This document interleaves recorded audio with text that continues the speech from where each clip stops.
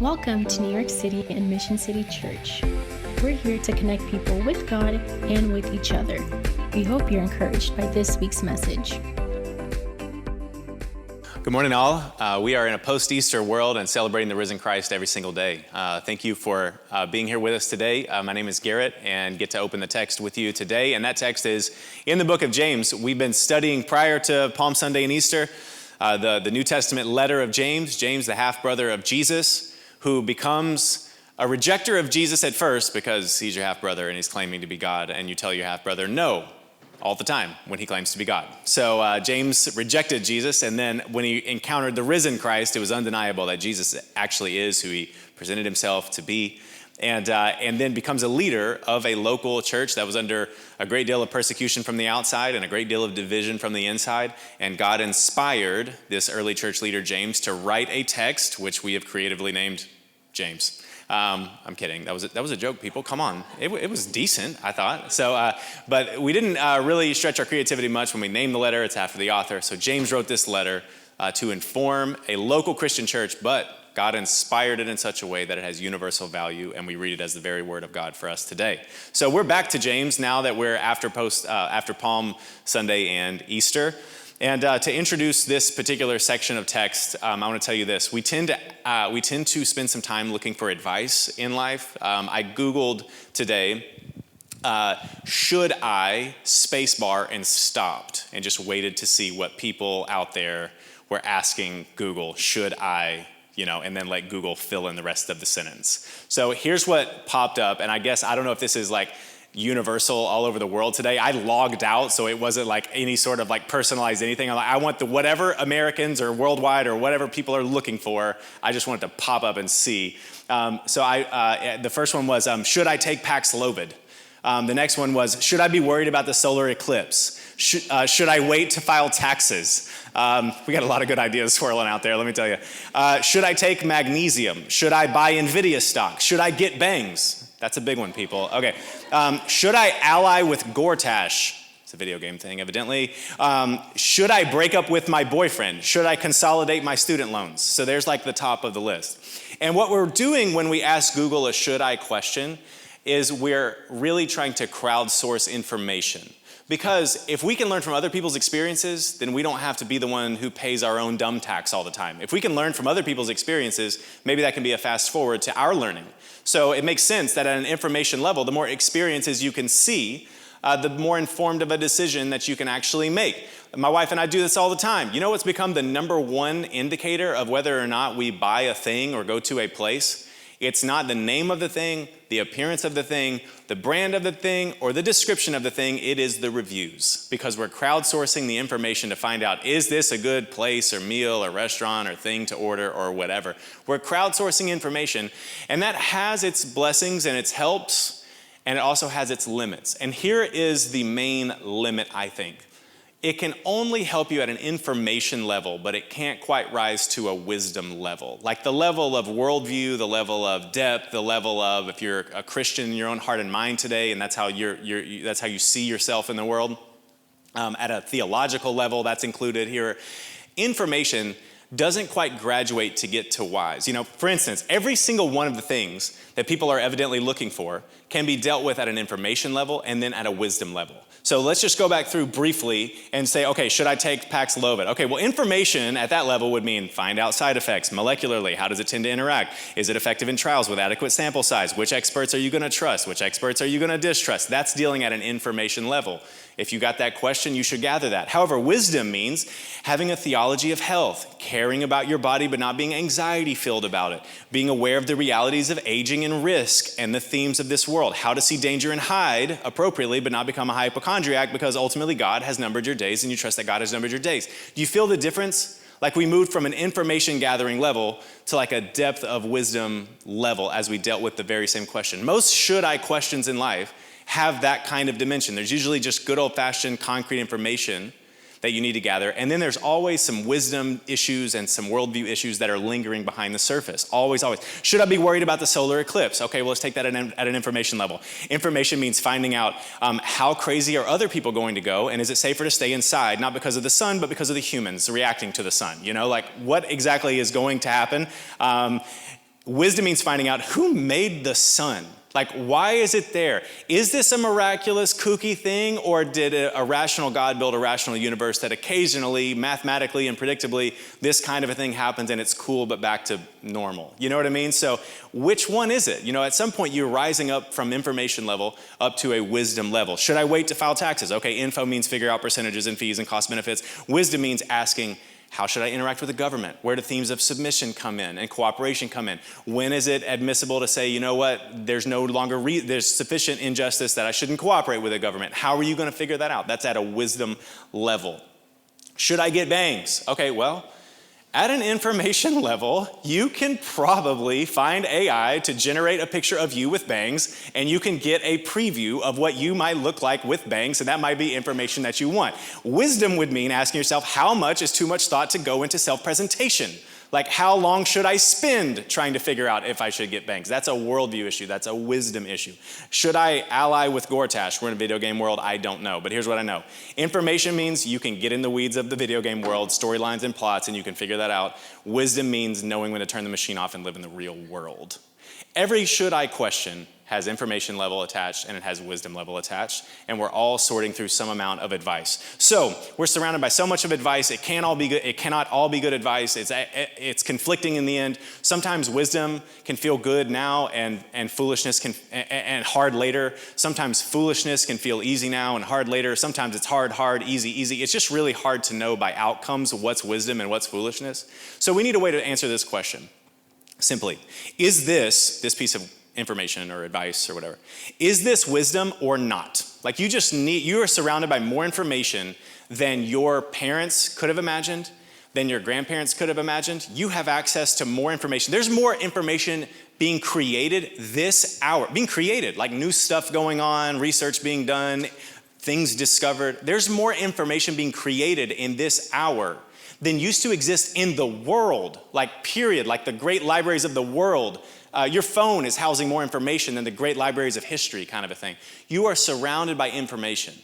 Whether or not it's wisdom, you'll need some kind of a way to sort through it. And what James is going to do today is he's going to teach about wisdom today. And as we follow his thoughts, I think we'll find some questions. I don't have answers for you today. I've got questions for you that you can ask. Anytime advice comes your way and you're wondering, is that the wisdom or not? This is a way that you could begin to sort through it. So here we go. This is James chapter 3, verse 13. Who is wise and understanding among you? Not who's informed, not who's smart, not who has the most degrees, not who has the most position, not who has the most popularity, but who has wisdom among you.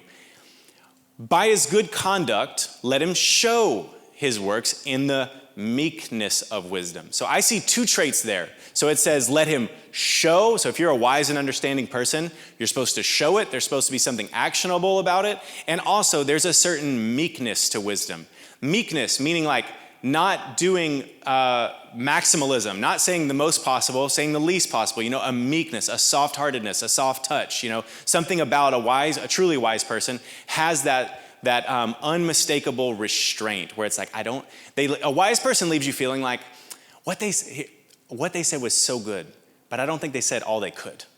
A wise person leaves you with that feeling where it's like, what they said was so good, but I don't think they said all they could have said. And that amount of meekness, that amount of restraint really shows wisdom. I know as I've tried to grow as a pastor, one thing I've had to learn is don't say all the things. Wisdom would mean saying the thing. Just try to get to the thing. Don't try to empty the bucket. You know what I mean? Don't prepare dissertations for people or self or others or spouse. Just say the thing and that will be good enough. The meekness of wisdom. So the question is it actionable and meek? If you want to know if a piece of advice from anywhere, from a friend, from a roommate, from a job, from just the ethos of the culture, an instinct that you picked up somewhere, or a direct piece of Google advice. If you want to know if this is a wise idea, just ask yourself, is it actionable and meek? Is it actionable and meek? So if the answer is no, it's probably not wise, So if it's actionable, that means, does the person who's giving this advice, do they actually do it? And does it bear good fruit in their life? Or are they just kind of an armchair advisor? Are they actually practicing this? Is this going to encourage me to take action, or is it going to encourage idleness in my life in an area where action would do better? So if you want to find out if this advice is good advice, if this is wisdom or not, ask yourself, is this actionable? Is there something doable? Is there something attached to it? Application's not everything, but it's definitely not nothing. Like, you've got to have some idea of how to live this out, and it's got to have some practical benefit. One of the critiques of Athenian culture that's buried into the New Testament, and one little sideline, is that they would sit around all day. This is ancient Athens. It's, of course, we knew enough, we stayed awake enough in grade school to remember that that's somehow tied to philosophy, and that was a philosophical place. And it says in the New Testament that they love to sit around and do nothing but debate a new idea all day. Not actionable enough, right? Not actionable enough. Something's eventually got to be done. Is it actionable? But also, is it meek?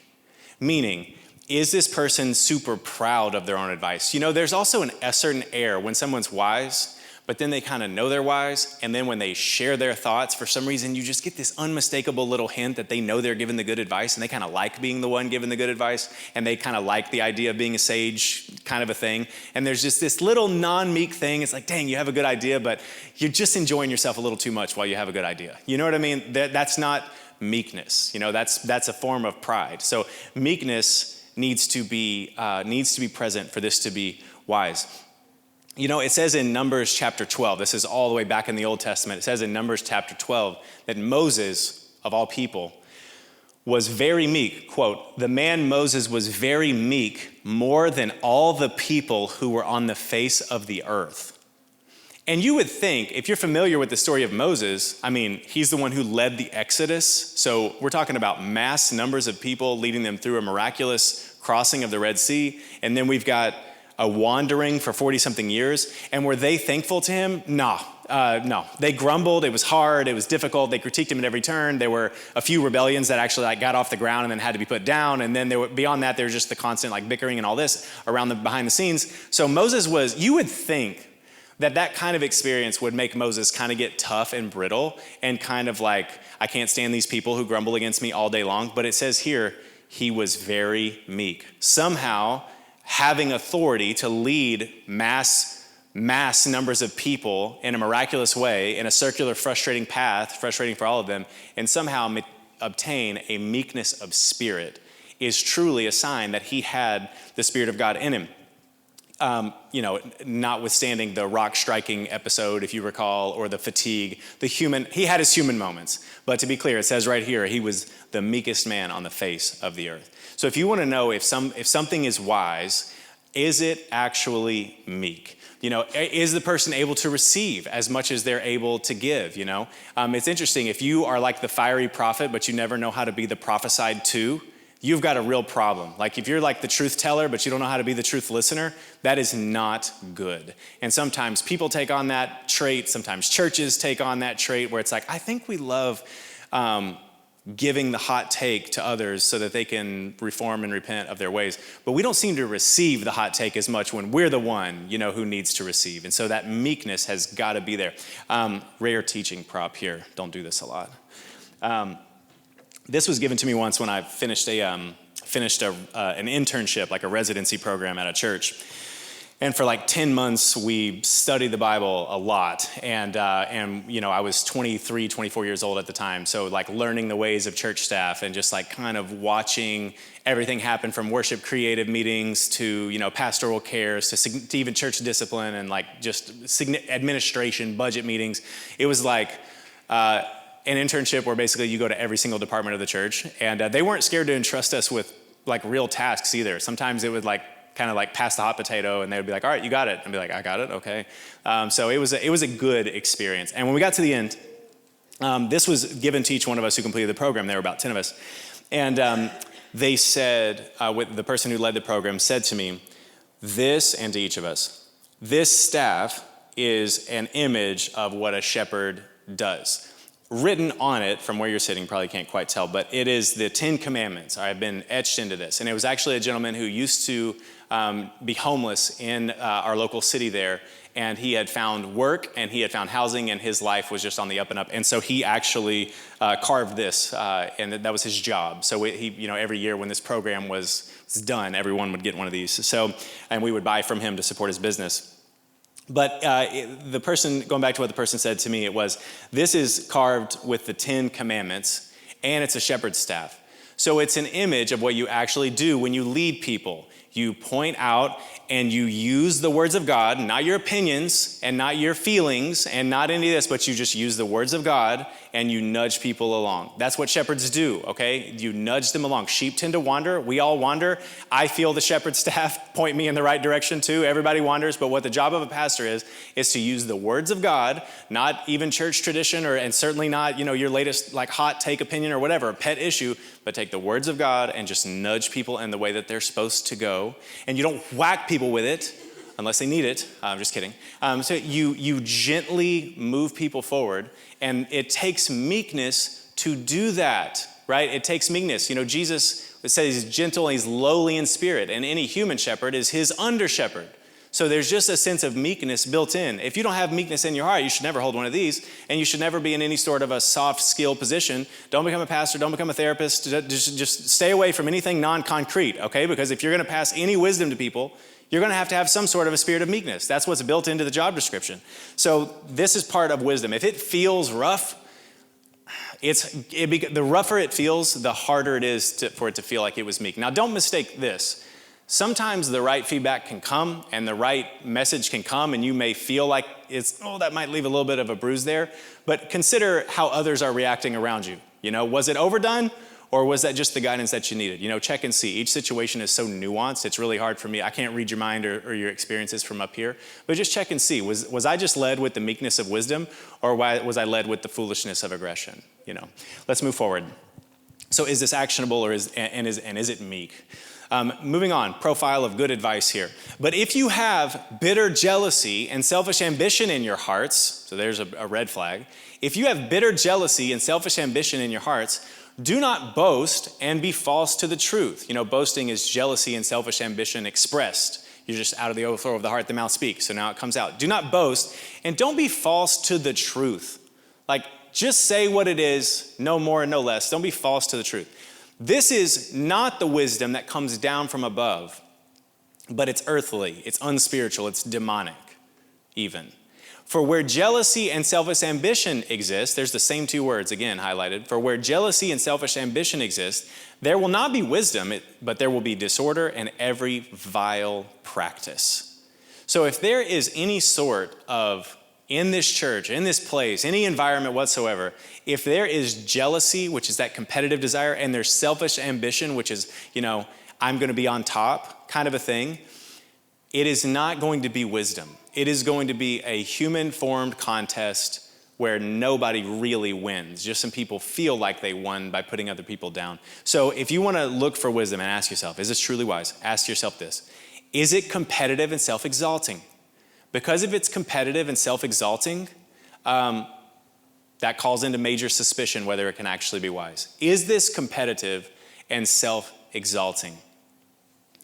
Some of you are like, I'm not a competitive person. Listen, people tend to cover this up. You know what I mean? If you're ever like, hey, it's not a contest as long as I'm winning, you are a competitive person, and that's probably self-exalting. You know what I mean? So is it competitive and is it self-exalting? I don't really know. I'm going to just take a leap into the blind here and tell you I have not philosophically worked this out yet. I do not know how to compete as a follower of Christ. So if you happen to be a Christian athlete and you're like, I have to compete as a follower of Christ, I would say, I don't know, maybe we can find you someone. Because for me, the competitive element so clearly was tied to self-exaltation that I don't know how good competition could exist. So about the time that I became a follower of Christ was the same time that I quit college athletics. I was about 21 years old when I played my last game. And I had no idea, my only understanding of how to compete was to be self-exalting and just nasty. You know what I mean? I didn't understand, And when's the last time you ever saw a highlight? I was a baseball player. When'd you ever see a highlight of someone and this person hits a home run and then puts the bat down and is like, I'm just so glad we're all out here. Nothing personal, you know what I'm saying? And just had this genteel spirit. I've never seen one dunk a basketball and be like, I love y'all. I've never seen that. I see like the home run gets hit, you throw the bat, you stare at the pitcher like, I hope your entire family saw that. There's just this sense, that you just assume that competition is tied to something self-exalting. And where most of us tend to experience it now, and it just bakes itself in a way that we don't even question it, is in the business environment. We have competitors. We talk about our competitive advantage. And at some point of that, all I know is at some point it's just reasonable because we're in an economy where if you want your business to work, you're going to have to beat somebody. And I don't think it'll work that way in heaven, but that's the way it works on earth, at least in the way we're running things here. And I don't really know how to be an open-handed competitor as a follower of Christ. So one day maybe we'll have, for athletes and business people, I'll be glad to pass the mic so they can tell you how to be, appropriately, handle your business, but have an open spirit and non-aggression. But I know this, if it is competitive and self-exalting, it's not good. Now, there are some arenas where any amount of competition and self-exaltation is a problem, like church. It's amazing how we, in little soft ways sometimes, like trip over each other, church to church or person to person or team to team. And there's this sense in which we want to arise and like kind of go through the ranks of some kind, which, to be clear, don't even biblically exist, but we just view ourselves as competing for some reason. So any amount of this is a no-no at church, that's for sure. So, but ask yourself this, if it's competitive and self-exalting, it's not going to end well. There is such a thing as that boss who has this disease, like way too much, and like they breathe competition, and they are on a mission to have their name be on the side of the building one day, and you are just along for the ride. You know what I mean? And it's not wise. It's a lot of things, but it's not wisdom. Right? So is it competitive and self-exalting? Probably not wise in that case. One more trip back to the scriptures here. But the wisdom from above, the wisdom from God that we need, is first pure, and then it's peaceable, and then it's gentle, open to reason, full of mercy and good fruits, impartial and sincere. These words mean so much. And a harvest of righteousness. A harvest is something that comes later. A harvest of righteousness is sown in peace by those who make peace. So if you put peaceful words, into a relationship, or you put peaceful words into a situation, you give yourself the best chance at experiencing peace later. So if you just because you put peace into the ground, someone else could always sow, seeds of war into the ground. So you're not able to unilaterally ensure it, but I can tell you this, the more you sow peace into the ground, the more likely that others will be inspired to do the same, and the more chance that you have at experiencing a harvest of peace later. So ask yourself this. He went with open and peaceable several times, so I'll just say this. Is it peaceable? Is it peaceful and open? If you're looking for wisdom, ask yourself this about this advice. Is it peaceful and is it open? So far we've got, is it actionable and is it meek? Second, is it competitive and self-exalting? And third, is it peaceful and is it open? Peaceful and open feels like this. I don't care who says it first. I just want the truth to emerge. I don't care if I say it right or best or first. I just want the truth to emerge. I don't care who gets the credit. I just want the truth to emerge. I want all of the flourishing for everyone around me right now, and that's why I'm trying to choose the words as best I can. Is it peaceful and is it open? Openness means you don't think you've got the whole thing boxed up, Open it says open to reason. You know what that means? You don't have it all.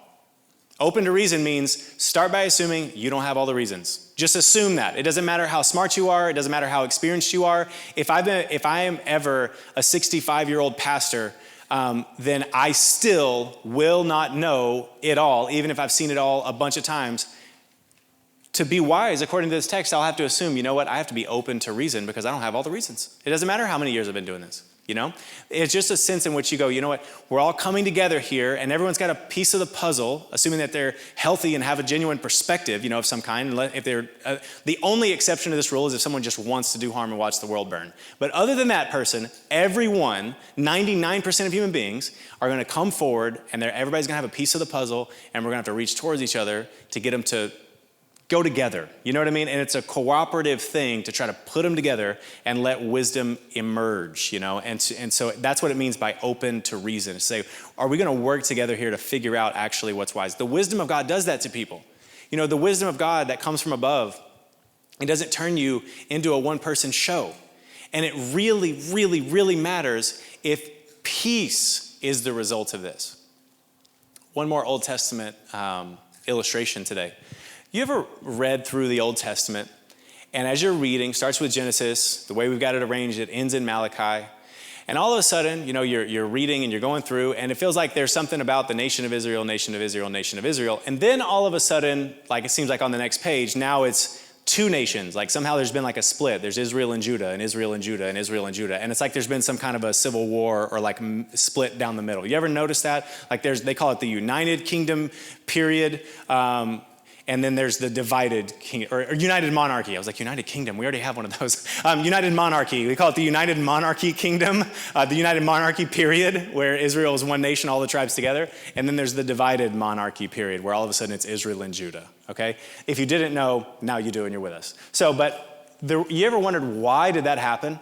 Why did one nation become two? What happened? The answer is, an ignorant, unwise young man got control and made some ridiculous decisions that were too aggressive, So this guy's name was Rehoboam, and all of a sudden the nation's founded, and then we have some judges, and then we have some kings, and we've got Saul and David and Solomon, and then Solomon's son gets the ball, and all of his older wise advisors were like, hey, you need to lighten the people's load. They're really struggling. Kind of like run a softer economic program here, don't overtax, like this is a good time to like kind of ease back. And what Rehoboam decides to do is not listen to them, but to go listen to his high school buddies, in effect, who were telling him that it was time to like flex and like double the workload. Well, he listens to them, and what happens? He divided the nation. Way to go. That's the cost of being not peaceable and not open to reason. If an overflex of authority is always going to create division. Always, always, always going to create division. So is it peaceful and is it open? When I was first on church staff, kind of sometimes in that same residency environment, sometimes a little after, I would be amazed at the peacefulness of pastors who were dealing with like unreasonable accusation. I remember I was in a couple of meetings. This would happen, and it was the same thing. And like I would see a person standing there who I assume is not a pastor, who I assume is not perfect, but also is I know to be up close and personally like a really strong and sincere like person. And so there's them, and there's somebody else on staff, and then there's me, and I'm the intern fly on the wall who needs to be there and just like not talk. And then there's like somebody else there who's saying crazy stuff. Like saying some crazy stuff. And I'm just like sitting there like accusing the pastor of things that I'm just like, I know better. Like everybody out here knows better. Like that didn't have anything. And so this kind of volley would happen. And like, I'm like ready to come out of my seat. Like, I'm like, I don't have the meekness of wisdom. I'm like, young and fiery. And I'm like ready to I'm like about to come out of my seat and be like, that'd be great if that had anything to do with the reality. I'm like ready to just go in, and like, but the 50 or 60-year-old pastor's like, the presence all of a sudden gets smaller. And I like look at him like, how did you make yourself that small? This person that I have in mind right now is literally like 6'5", 230. And I'm like, how did you make yourself so small? And just like shrunk his presence and said the bare minimum. Like not maximal pushback, minimal pushback. Like I'm not gonna take every chance I could to defend myself or establish whatever, or I'm not gonna come out swinging here. I'm gonna say the bare minimum for the other person's good.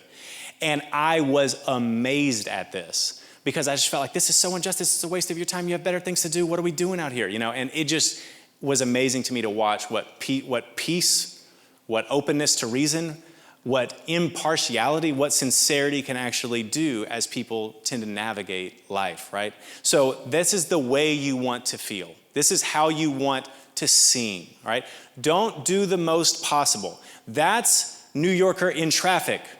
I wish someone would, so then I will, If you want to find out, you can find out kind of a thing, okay? But wisdom is like, you don't have to find out as much as you can find out. Like I'm willing to withhold. You see what I'm saying? Like I don't have to do the most possible. I can do the least possible to achieve the necessary effect. And there's that's back to the meekness entails a certain minimalism. You're surrounded by advice, everybody. You're surrounded by advice constantly. This would qualify as advice. What you talk about over lunch is going to qualify as advice. Even if it doesn't call itself advice, just the sheer influence of the air you're breathing. Who you follow on Instagram is catechizing you. that means like hitting the same like thoughts over and over again and like cementing them in your mind that this is how the world works and this is what's real. Whoever you follow, good, bad, or ugly, doesn't matter. You're being catechized by who you follow. The algorithm is real, and you are becoming more like yourself the more that you, and more like whatever channels you inhabit. It's catechizing you, that's a thing. So just ask yourself, as you're surrounded by this world of advice, and it's always been this way, I would just say now the advice is coming faster and like more aggressive than ever before. Ask yourself, is this actionable and meek, or is it just going to encourage idleness and aggression? Ask yourself, is this competitive and self-exalting, or does it have this spirit of humility, and does it have the spirit of cooperation? Does it foster human connection, or does it damage human connection? Like, ask yourself that. And then finally, is it peaceful and is it open? Because if this is a closed system where nobody wants to hear anything else, that's probably a problem. And if this is stirring up more strife in the world rather than creating peace, Jesus said, blessed are the peacemakers, then it's probably a problem. I have no idea what your should I right now is. No idea. Should I this, should I that? I have no idea. But whatever it is, you're going to find some answers. Whether or not they're good, you will have to find out. And I hope these questions can help you have a paradigm for maybe thinking through some of that. Let's pray together, then we're going to take communion together, and then we will continue our worship via song, and we'll keep moving through our liturgy here. Let's pray. Father, give us wisdom. Lord, there's so many wants that I have for our church. I want so many things, but we need the wisdom from above. Lord, we want deeper roots in downtown Brooklyn and in New York City, all over the boroughs and region. We want a reason to take the curtains off the back of the rows so that it can be full. We want to see our friends and family come to know you. We want to baptize people. We want there to be AC in here this summer. We want there to be the friendly budget meetings that are easy and non-stressful. There's so many things that we want, but what we need is your guidance. We need wisdom that comes from above, not from beside. We need the wisdom that comes from above. We're dependent, we're seeking, we're desirous of that. Grow us, Lord. You, and at the end of the day, you are the leader of all healthy churches, Lord. I pray you'll be the leader of this one. And I know that we cannot collectively be more submitted and healthy than we individually are. So, Lord, let it be that we are drawn towards your wisdom. In Jesus' name, amen. Thanks for being with us. If these messages are strengthening you in your faith, we want to hear from you. Find us online at missioncity.nyc or email us at info@missioncity.nyc so we can celebrate everything God's doing in your life. We'll see you next week.